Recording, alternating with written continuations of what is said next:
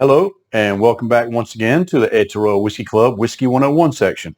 This is actually the first one that we're going to do, and I thought that we'd touch on the glassware just a little bit because it's just so important, especially when you're talking single malts.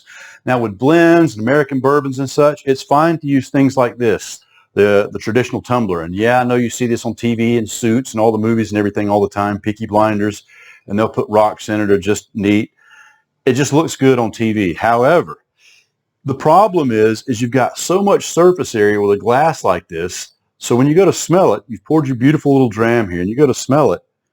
Well, there's so much surface area there, those aromas are escaping and you don't get a chance to actually smell and get in there and get all the necessary aromas.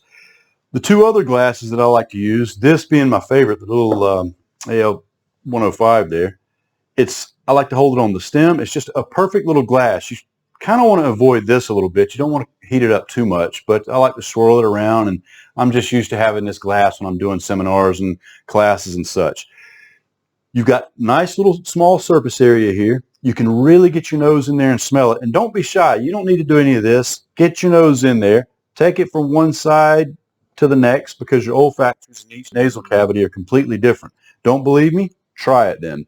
And another one we like to use is the Glencairn nose and glass. Very popular amongst whiskey lovers right now. Same thing. Similar kind of surface areas. Not a lot. You can really get your nose in there. Go left to right. Get a good sniff. And what you're doing is when you can smell something, you can taste it so much better. Same with foods. If you can't smell it, you can't really taste it. Like if you have a cold or something, it's not that you can't taste something. It's because you can't smell it. Therefore, you can't taste. Try it side by side. Pour the same dram in here. It's just like this. Let's just say a Glendronach 12, for example. Nice, big, rich, sherry-styled whiskey. Pour it in there. Give it a smell and try. Pour it in here and give it a good smell and try. And you'll swear you're drinking two different whiskeys. So give that a try. Your glass selection is very important when it comes to single malt drinking or fancy rums, tequilas. The same thing. If you're drinking things neat, you want that smaller surface area. If you're drinking things, like I say, blends, things on the rocks, American bourbons, absolutely fine to use a glass like this. All right, so that's it for today. First Whiskey 101. We'll move on from there. Good luck.